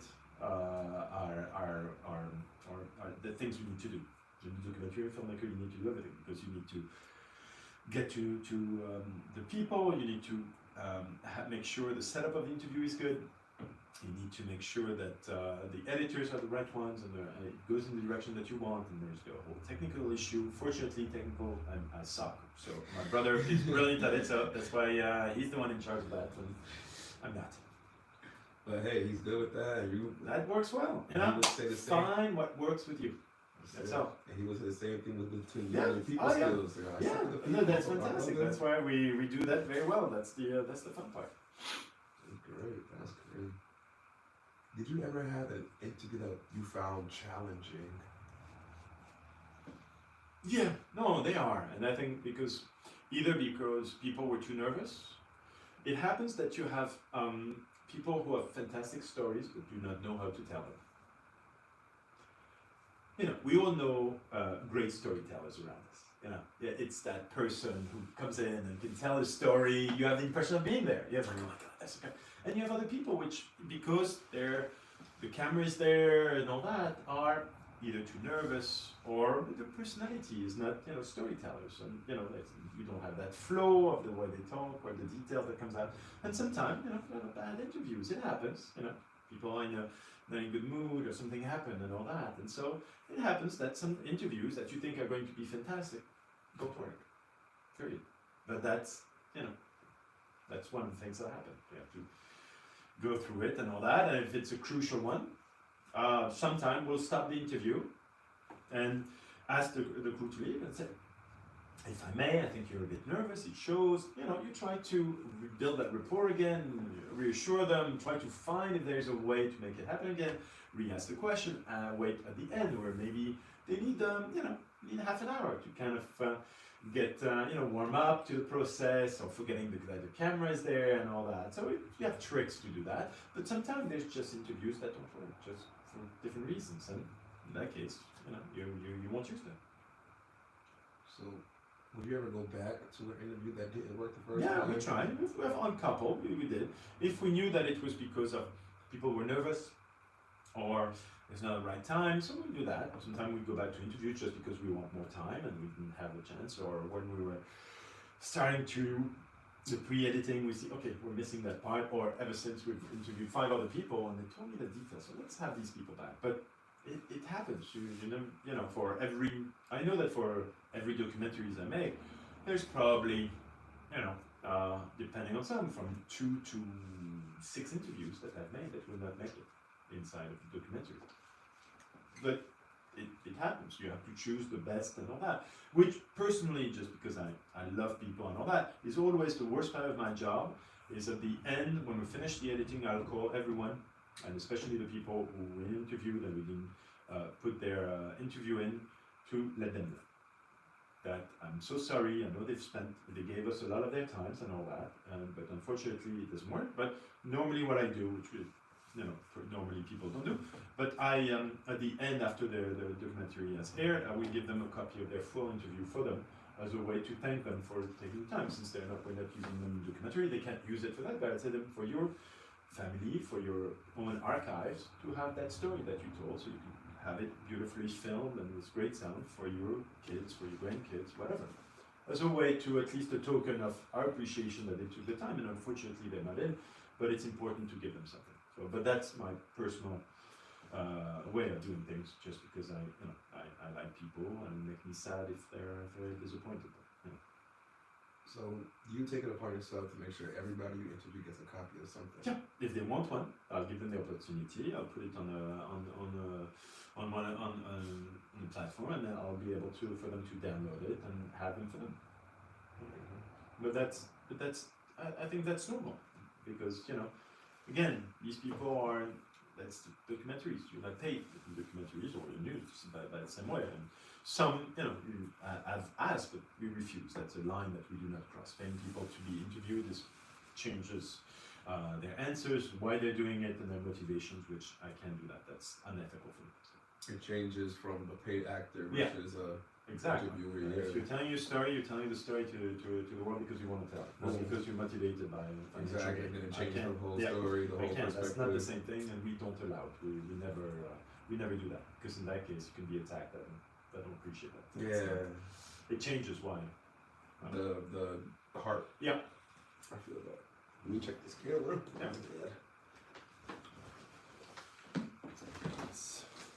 Oh yeah. How we looking, Dave? How we looking? Oh yeah, I am in the shot. Beautiful, beautiful. How we looking, Dave? We got a lot of talk. We got a lot of film stuff, and obviously it's gonna get cut down a bit. Of course, of course. See what you can do. Anything you want to jump? You want to add? I got a couple more points. I think I'm fine. Alright. Anything we didn't make or missed? I think they're okay. I'm gonna hit France, transitioning between France and America. Yeah, go for it. And then I'm gonna hit the youth. Okay. All right. Yeah, no problem.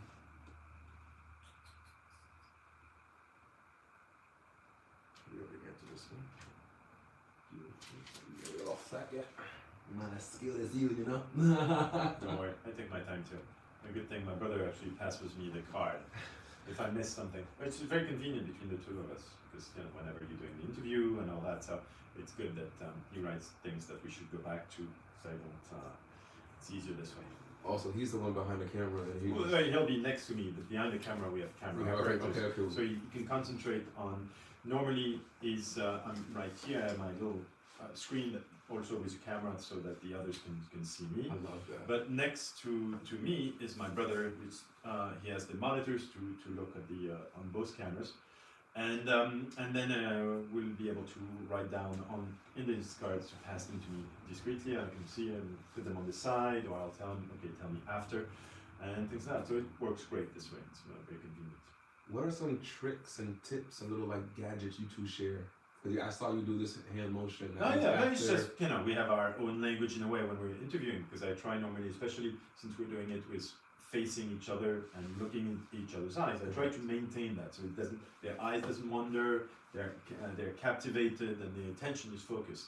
So I try to not take the time to read. I have write my questions on big cards so I can see them quickly without too much looking into it. And my brother is there with hand language, or he'll tell me and say, okay, we need to stop for a minute, or we're changing tape, or whatever, which we don't anymore, so that's easier.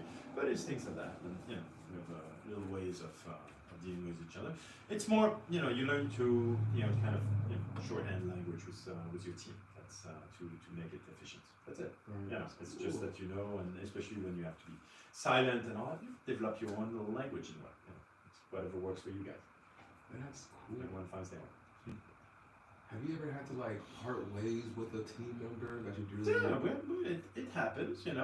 With it just sometimes it doesn't match. We've had camera persons that on a couple of projects we started with them. Either we didn't think they were up to the professionalism that we wanted, or sometimes there is a relational problem that it's just our personalities are too different, and it doesn't work. It could happen with editors. It happened. That's normally on a big team when we have a few editors. But that's life. You try to explain very nicely. I'm sorry, but that's not. I think that's a problem between what I'm trying to tell you and the vision I have, or what you have, or our personalities don't match, or just it's not up to the standards I want, and that's it. And you explain very nicely, and you're always nice to people, but it happens. But these things, it's rare. But as long as you communicate well and you explain nicely, and these things happen. It's not anybody's fault. It's just sometimes that's the way it is. That's all. It's life, It's okay.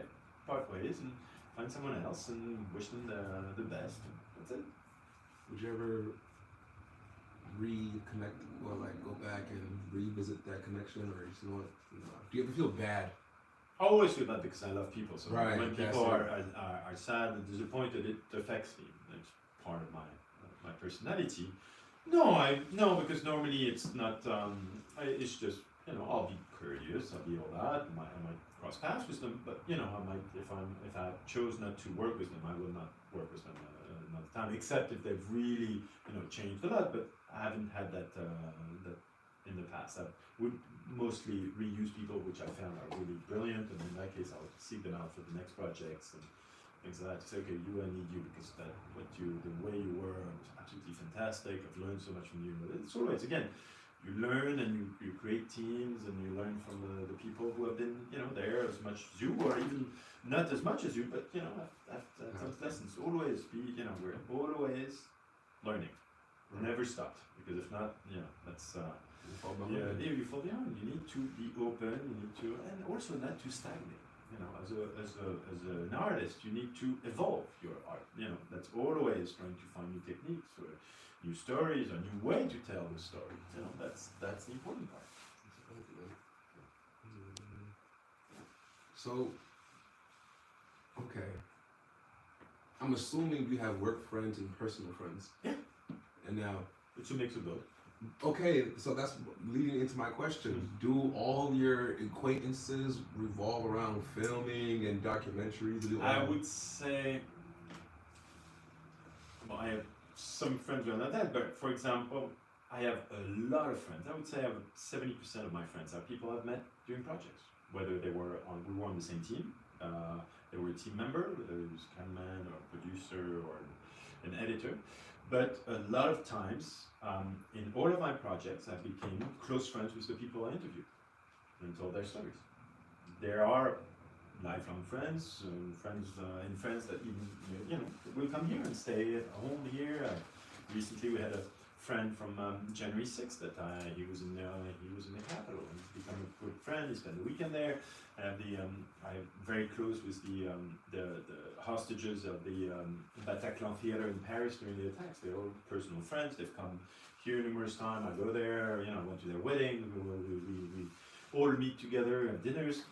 All the projects I've done, firefighters from Notre Dame are very good friends, and I saw them again recently. All of these people, again, I love people, and so I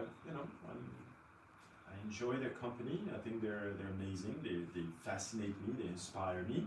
So I want these people in my life, and and they feel okay about me too. So it's one of these strange things. Let's do it. But it's natural and it's passion and it's people appreciate the work you do and your personality and who you are and the way you treat them. That is the most important thing. The other advice I would give is the most important thing after the trust and all that, which is on the same level, is to treat your team incredibly well. Because so many times, and I've seen that and I've had that conversation with other people who told me that, the more some people gain fame or all that, they're dismissive of team members or, they maybe get too much in their heads or too much ego. If you are not, you're as good as your team. There's no single member more important because that's what you do together. And the nicer you will be to your team, that means, when we're on one team, where it's that, I was saying, it's a small little family or summer camp.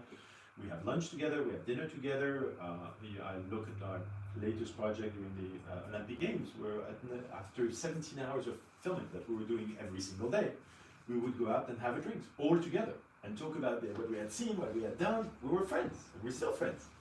And that's so important. You have to treat people well, and you have to, take the time because, again, your passion is contagious. It will be contagious to your crew, and they'll want to help you. If you're doing the job for money, you'll give, straight minimum. But if you love the project, you love the people behind there, and it's a nice team, say, okay, normally I should be out at 5. Okay, I'll stay another 2 hours. It's no problem. Well, I'll come on the weekend and all that. It's that. And if you treat people well, they'll want to work with you, and they'll give you the best. And you have to do, and it goes both ways, And they do their best, so you give them your best. It's all about relationship. It's all about people. Always treat people well, regardless who they are. That's kind of a life lesson anyway, but it's very important to treat your crew well, because you're going to be that unit who is going to go through difficult moments, going to work tirelessly, especially when you work on big productions like this. It's tiresome, it's difficult, sometimes it's dangerous, and you need that trust, you need that passion, you need that friendship, and sometimes it means just a number of times where we go traveling to a place, we'll go out for a night and go have a great time, or we'll go karaoke, or we'll do pool or whatever. But it's that whatever it is. Cards Against Humanity. I remember doing night-long things with my entire crew and all that. And we were hysterically laughing and all. But that's we're a team. It builds that's the always connection. That trust. It goes on every part of it, because that's where people will give the best. If they want, if they're passionate, they'll give you 150%. I'm pretty sure doing the games and the pizza and the drinks, that makes working with the people even more comfortable. It is, and that's great. And a lot of people told me that, where it's so important to be respectful of others, no matter what, and people want to work together like this, and it's fun. And now that we have a company in France, who produced our thing, we already have 2 other projects with them, because it's so nice to do that, and they want us to work with them. So. It's the wanting on both sides. Yeah, always. What you give in is what you get back. Right, exactly. So from the circle you keep now versus the circle you keep younger you. What's the difference between the two? But before I had, my friends were more, especially younger, were childhood friends, which I still have, or neighbors' friends, or neighborhood friends, or things like that. But, the big thing is in that friendship that I have now with the people I've interviewed or worked with, we've gone through something together. And the bond has been created by that shared trauma, by that shared experience, by that understanding, by just the sheer moments you pass together. And so these friendships, for some, are even stronger because of what we've shared together, telling someone's story, very intimate. It's that act of trust also gives us that rapprochement of being, that connection. Oh, wow. So you just take that and hold that, and that's what your connection, your vibe. Yeah. Versus. Oh yes. Yeah, and then and it's life, and that happens. That who knows? In 2 years, you might be working on a project, and that friend that you've made, or that connection that you've made, and that you always, because you like them, and whenever you're back in that country or in that city, you go see them. Say, what are you doing? How are your kids? But you might need them, and you give them a call. Say, oh yeah, no problem. I'll give you the number of this, and I'll call them first, and all that. It's all about relationships. You have to nurture them. A big part of being the one who talks to people is nurturing these relationships. But for the right reasons, not being in an interested way, or I'm doing this because he's going to help me after, and that's it. No, but it is. It's like anything. Relationships take work. It takes time. It's like friendships or love relationships. Same thing. It's all about taking the time and that's it. And so you never know. Life is funny the way things come around. Having that general interest. Always general interest, that empathy, that kindness, and that's very important. I think that kindness to people. Right. And that not the expectation that we're receiving anything in No, return. on the contrary. If not, people see it, people that, and it's not natural. Right. It's not perceived as and you can see that, and it's even for you. Yes, you have people who are strange and can lie and all that, but I don't know. It's just love what you do. That's why when I say to do documentaries, you need to love people, because if not, it's not going to be you're in the wrong place. Or do animal documentaries, and you need to love animals and travel and do these fantastic things, which I could not do, but I'm amazed by. But the same thing. Find your passion and live it fully and with people, because that's what we are, especially in documentaries. We're just as good as the rest of our team. That's it. So I understand we have another meeting to get ready for this the fires that's going on in California. Correct. That's the next project. So next project. Do you have a minute to talk about a little bit? Not yet, because it's not signed yet. So I'm always a little bit superstitious. Hush. No, just too much time passed in the firehouse where superstitious are, as much as they can be. So that's always. It's not signed yet. So we're in pitch meetings and getting that. So. Ooh, so we got a little something looking forward to. Exactly. Well, that would be for I think this time next year will be done. Hopefully we'll be back here this time next year to ask some more questions. Well, in that case, before that, so you can we can do it in New York when we're editing with my brother. In that case, that would be easy. But that will be in the fall. That will be editing. In that case, but lots of projects coming up. So. Oh yeah, man. We have to documentary filmmaking. You don't have a salary. You're just as go. just the next project. And if not, you can't pay your mortgage. You can't pay anything. So that's why it's a complicated life. But it's a life to live. That's it. Always a project in the pipeline. One last question. Yep. What are some advice you could give to the kids and the youth starting their own podcast and/or interviewing YouTube stations? I think the best advice is the one I was saying. 1, do not take no for an answer. 2, be unafraid. Be daring, be courageous, and you'll see that most of the time, you're making kind of a mountain out of an anthill.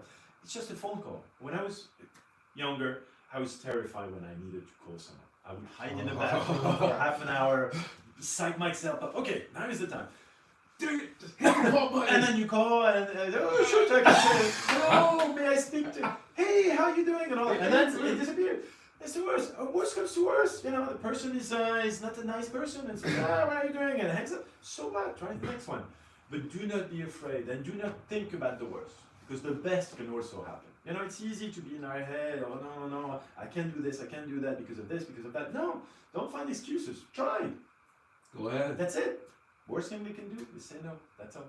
And then you learned, you tried it, you did Exactly, and you get more confidence. You learn confidence is learned. It's not very few people are born with confidence. It's something that you build, and you build upon your successes from before.